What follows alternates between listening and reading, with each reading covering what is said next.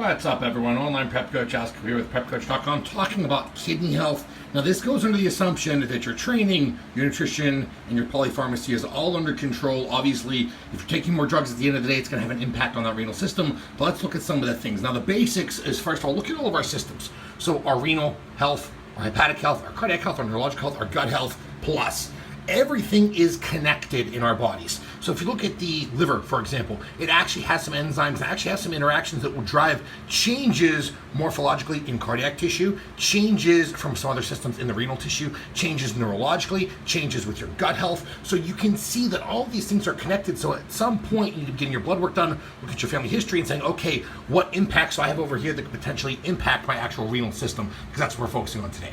So the biggest players for bodybuilders and for fitness-based athletes in general is high blood pressure. So how do we take care of that? Simple. Add in actual aerobic work and conditioning, work on actual heart rate variability, work on actually getting this blood pressure down, getting our heart rate down, and actually being an athlete and having some fitness. So that's the biggest thing. This is why bodybuilders need to be doing some kind of cardio. This is where strongmen and powerlifters need to be doing some kind of aerobic-based work. This kind of keeps going on, but you understand what we mean by that.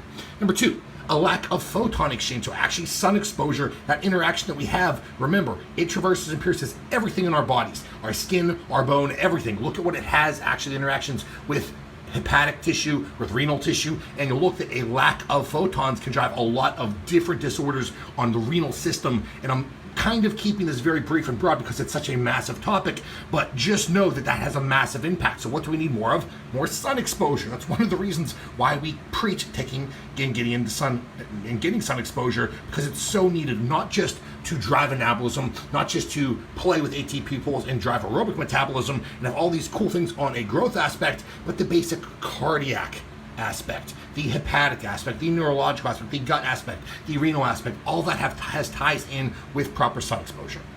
Now, third one, supplements. What can we actually do to support a proper renal system? Well, the two ones that I feel like they have the only validity out there is milk thistle and astragalus. So if we look at these two, astragalus is one's going to drive the architectural changes. So if you actually look on your blood work, that'll drive up your EGFR. That is the filter of your kidney. So architecturally, we are increasing our renal health via astragalus supplementation. And then milk thistle, this has the actual enzymatic interaction where we'll say downregulate some of the negative enzymes that can be causing renal damage in the first place. So supplementally, those two are the biggest players. Obviously, if blood pressure is an issue, you can't get it controlled under here. Another category could be added down here to actually add in and manage blood pressure in the first place. But overall, I feel like the biggest players in renal health for most people out there that I come in contact with is a blood pressure issue, is a lack of photon exchange issue, and is an actual lack of supplementation issue. Again, all of this needs to be taken with a grain of salt because you need your training, your nutrition, and your pharmaceuticals to actually line up properly as well.